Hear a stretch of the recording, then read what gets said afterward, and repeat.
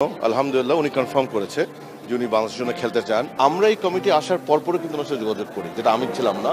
তখনও কিন্তু উনি নাই বলেছিল, দেশের ওভারঅল অবস্থা, পলিটিক্যাল অবস্থা সবকিছু মিলিয়ে। আপনি তো জানেন আমরা তো এই নতুন বাংলাদেশে একটা ট্রানজিশন পিরিয়ডের মধ্যে যাচ্ছি। হাউএভার কোইন্সিডেন্টালি আমরা আবারও ওর সাথে যোগাযোগ করি হামজার পারফরমেন্সের পরে, খেলাটার পরে। বিকজ আমি তখন ভাবি যে হামজা যখন সেখানে খেলতে পেরেছে, তাতে সমগ্র বিশ্বে যে সাড়া পড়েছে, maybe he may change his mind now. তখন আমি আমার সম্বন্ধে সবাই জিজ্ঞেস করি যে আমি কি একটু আবার ওর সাথে যোগাযোগ করতে পারি কি পারি না। উনি আমাকে বলছে of course, why not, it's no problem. তখন আমাদেরই একজন কলিগ আছে অমিত হাসান, আমার ছোট ভাইয়ের মতো, ইজ ভেরি হেল্পফুল।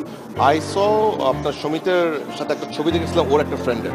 তখন আমি অমিতকে ফোন করে বলি যে তোমার একটা ফ্রেন্ডের সাথে আমার ওই সমিত ছবি দেখেছি, ডু ইউ নো হিম? তখন বলছে ফাদ ভাই, আই নো হিম পার্সোনালি, আমার যোগাযোগ অনেকদিন ধরেই আছে। বাট ও একই কথা বললো যে ও তো আসবে না ফাদ, এর আগে তো কথা হয়েছিল। আমি দেখো এখন যদি হামজা এসছে, এখন কি we don't lose anything, let's make it A try. তারপর আলহামদুলিল্লাহ ও যোগাযোগ করলেন এবং ও আমাকে ওনার অ্যাকচুয়াল ভয়েস মেসেজ পাঠালো দুবার যে হ্যাঁ, সেও আশা করছিল যে হামজার এই খেলার পরে হয়তোবা তাকে যোগাযোগ করবে এবং সে চাচ্ছে কনসিডার করতে, but they are depending on some situation. তো কয়েকটা কোয়েরি দিয়েছিল, সেগুলো আমরা জানিয়েছি। তারপরে উনি এই মিড এপ্রিল পর্যন্ত সময় নিয়েছিল। ইনফ্যাক্ট আজকে রাতে ওনার সাথে আমার কথা বলার কথা ছিল। আমার মনে হয় বর্তমান বাংলাদেশের যে perspective, which is a very positive thing. এবং একই সাথে ফুটবলের আমি আপনাদেরকে ধন্যবাদ জানাই যে মিডিয়া এবং সোশ্যাল মিডিয়াতে ফুটবলে যেভাবে পজিটিভিটি আসছে, I think this encourages people who are abroad. So আমি আপনাদেরকে এর মধ্যে ধন্যবাদ জানাই। আমি সকল ফ্যানদেরকে ধন্যবাদ জানাই তাদের যে অ্যাপিল তাকে আনার জন্য।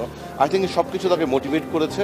এখন আমাদের দেখার বিষয় হবে যে কতদিন লাগতে পারে আমাদের ওনার প্রক্রিয়াটা সম্পন্ন করতে, এবং তারপরে ওনার অ্যাভেলেবিলিটি কখন, যে কোন কোন খেলায় আমরা তাকে আশা করতে পারি। কনফার্ম করেছে যে হ্যাঁ উনি খেলতে চান। এখন ডিটেল আমরা আলাপ করবো ওনার সাথে আজকে রাতে কিংবা কালকে।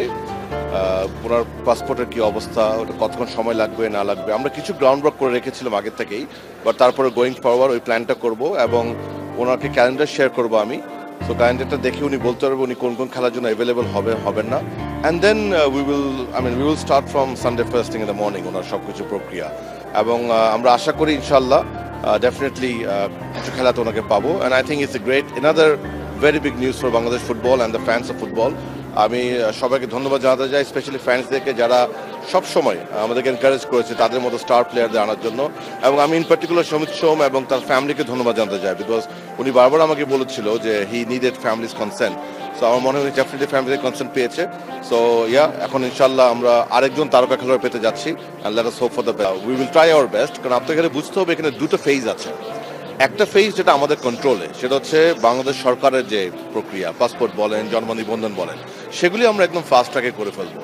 বাট ফিফার হাতে যেটা আসলে আমাদের কন্ট্রোলে নাই। সো ফিফার ওখানে কতটুকু সময় লাগবে এটা আমাদের, we will try our best.